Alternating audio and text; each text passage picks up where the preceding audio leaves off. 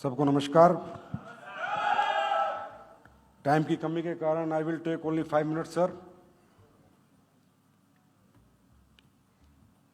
Only 5 minutes.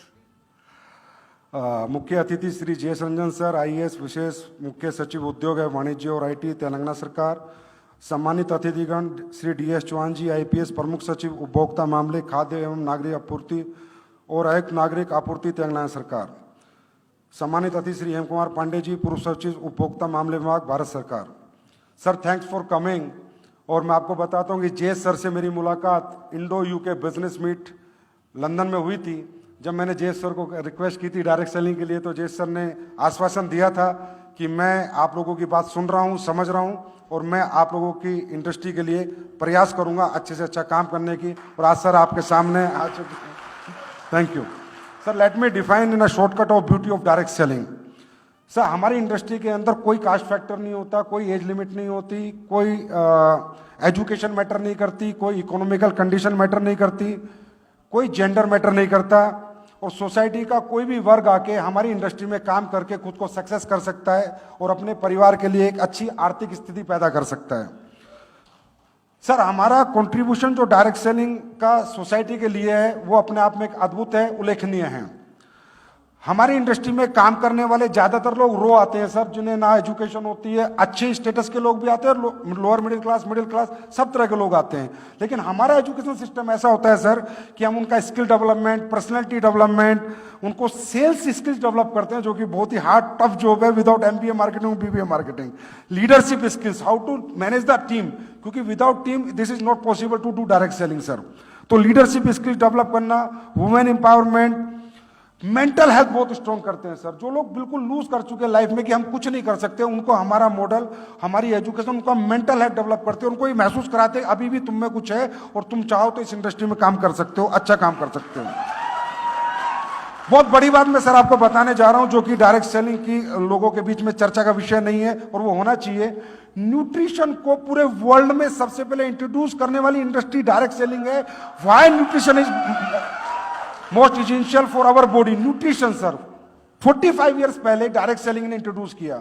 Obesity program of world sir, obesity major program of world आज direct selling industry run कर रही है sir. Obesity का 40 साल से कि ओबेसिटी हमें, हमारे लिए, अपनी हेल्थ के लिए कितनी डेंजरस है और ओबेसिटी से कैसे बचा जाए। इवन सर आज rice bran oil, refined oil, rice bran oil का भी आज हम कहते हैं इंट्रोड्यूस किया था, वो भी डायरेक्ट सेलिंग ने कि राइस ब्रेन ऑयल हेल्थ के लिए अच्छा है। उससे पहले कोई राइस ब्रेन ऑयल नहीं जानता था। तो ये बड़े बड़े काम इसने इंडस्ट्री ने किए। और सर 80% इंडस्ट्री हमारी सर वेलनेस पे ही काम करती है। 80% वेलनेस, लोगों की हेल्थ कैसे अच्छी रहे, लोग हेल्दी कैसे रहें, क्या अच्छा खाएं, क्या छोड़ें, क्या नहीं खाना चाहिए और क्या खाना चाहिए, और कौन से नेचुरल रेमेडीज से आपको ठीक होना है। ज्यादातर 80% हमारी इंडस्ट्री की कंपनियां वेलनेस इंडस्ट्री में काम कर रही है। I am right. और इवन सर आयुर्वेद को भी एक बहुत बड़ा एक्सपोजर इस इंडस्ट्री ने दिया है। बाबा रामदेव के बाद अगर आयुर्वेद के लिए किसी इंडस्ट्री ने काम किया तो वो डायरेक्ट सेलिंग इंडस्ट्री ने काम किया है। और इससे क्या हुआ सर, जो बाहर की कंपनियां हमारे यहां डायरेक्ट सेलिंग करती थी वो न्यूट्रिशनल प्रोडक्ट लेकर आई, आज उन्हें भी इंडिया में काम करना तो आयुर्वेद प्रोडक्ट उन्हें भी इंट्रोड्यूस करने पड़ रहे हैं। And people get lot of benefits in this industry sir, health benefits. उसके बाद सर मैं सिर्फ ये बताऊंगा कि हमारे यहाँ पर प्रोडक्ट्स का जो सेल्स होता है सर, पहले हमारा डायरेक्ट सेलर इनविटेशन लेता है, फिर प्रोडक्ट का डेमो करता है, फिर सेल्स करता है। और जो प्रोडक्ट परचेजर है सर, सभी डायरेक्ट सेलिंग नहीं करते, ओनली 10%, 90% कंज्यूमर ही रहते हैं, क्योंकि उनके अपने कोई काम है, अपनी फैक्ट्रीज है, अपने बिजनेस है, अपने जॉब्स है। हमारा डायरेक्ट सेलिंग करने के लिए जो अपॉर्चुनिटी के साथ काम करता है वो 10 आउट ऑफ 100 लोग ही काम करते हैं। ये बताना मुझे जरूरी था। और अब जेन्युइन डायरेक्ट सेलिंग जो है सर, जो हमारे साथ होता है कि हमें तकरीबन 2 ब्लेम हम पे लगते हैं सर। 2 ब्लेम हमेशा लगते आए हैं कि मनी रोटेशन करते हो और दूसरा लगता है कि प्रोडक्ट महंगा बेचते हो। तो मैं इसका जस्टिफिकेशन देना चाहूंगा सर कि मनी रोटेशन करने वाली कंपनियां 40 साल चल ही नहीं सकती। मनी रोटेशन मीन से सर फिक्स्ड इनकम का कमिटमेंट। मंथ में आप हमें 1000 रुपए दो, हम मंथ में आपको 2000 देंगे या 5% देंगे या 10% देंगे। That is called money rotation. हम लोग प्रोडक्ट बेस्ड इंडस्ट्री है सर, हम लोग मनी रोटेशन करके 40 साल 45 साल कैसे चलेंगे? आज हमारे इंडिया में कंपनियां हैं जो 24 साल 28 साल से चल रही हैं।